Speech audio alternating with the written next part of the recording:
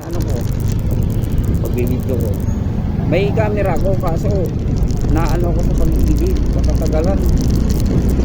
Kasi yung pag-edit nakakatakaw oras. Eh. Oh. Nasa ko lang naka ano lang, naka power bank. Lahat ng binibidyo ko ganito, kinabukasan inano ko na yan, dinidelete ko na yan para hindi mapuno yung storage ko.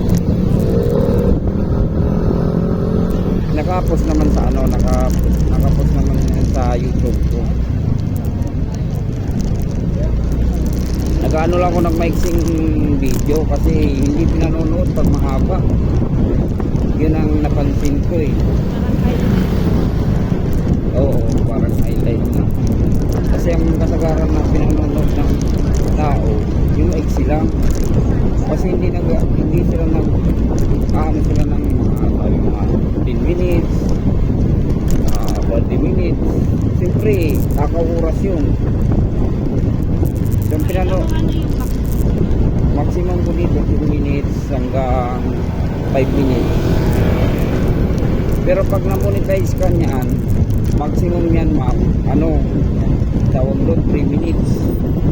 Hindi ka pwede mag-download ng 2 minutes. Kailangan lampas ng 3 minutes, 3.1 gano'n. Pwede mo na yan i-download sa mo, YouTube.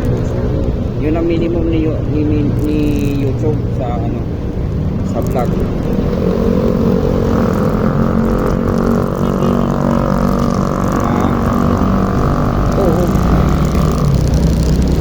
Din ako.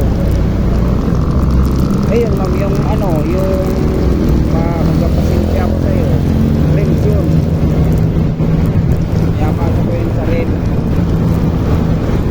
Yan ako pang dagdag yun.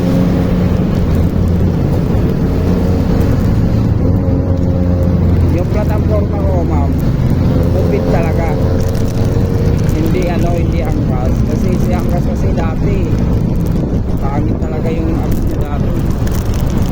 Wala, hindi makakuha yung pamilya yun. Eh, nagano ako, mag-isang taon na akong walang trabaho.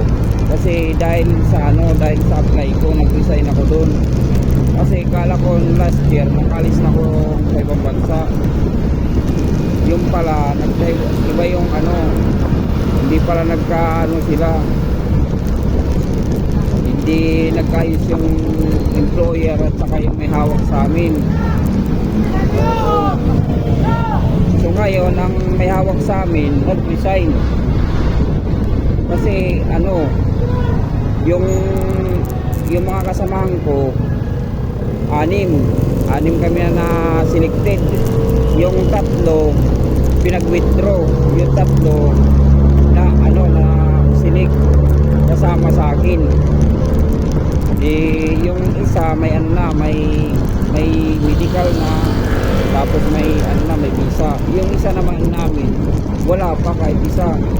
Mayroon may biometric na siya pero wala pang medical. Ma'am, sana ang pag na-approve talaga yung ng job order, mabilis na yan, linggo na lang ang bilang yan. Kasi may visa na ako eh, linggo na lang ang bilang yan. Kasi magkakandak ngayon ng na videos. Yun ang gagawin nila, magkakandak na sila ng videos. Si employer kasi may hawak niyan eh ngayon itong job order. So yung isa, sana hindi kami sabay-sabay para hindi kami matagalan. Kasi kung antayin pa namin yung isa, matagal pa. Kasi wala pa kasi siyang medical eh. Yung medical, ang result yan, isang buwan. Kasi dadalhin pa yan sa ibang bansa. Forward pa dun sa ano, sa immigration. Tapos saka magkakandak na ng visa. Yung visa ko mabilis lang, ma'am. Pagdating, ma'am, ano lang, 3 weeks lang may visa na ako. Oo. 3 weeks lang approve na. Ano, ma'am, butcher. Yung ano, yung nagbabay part ng karne, yung napapanood mo ng mga abroad, Philippine butcher at saka yung abroad na mga butcher, yung naghihiwa karne, gano'n. Yun ang magiging trabaho ko doon. Oo, maganda rin dun. Kung hindi maganda, ma'am, hindi ko pagpapalit yung trabaho ko. Regular ako sa trabaho ko. Tapos above minimum pa ako dito. May allowance pa ako nun, ma'am. Tapos libre bahay, kuryente, tubig. Kumbaga wala ka nang hanapin dun sa trabaho ko dito sa Pinas. Ipinagpalit ko yun dahil sa Canada na yan.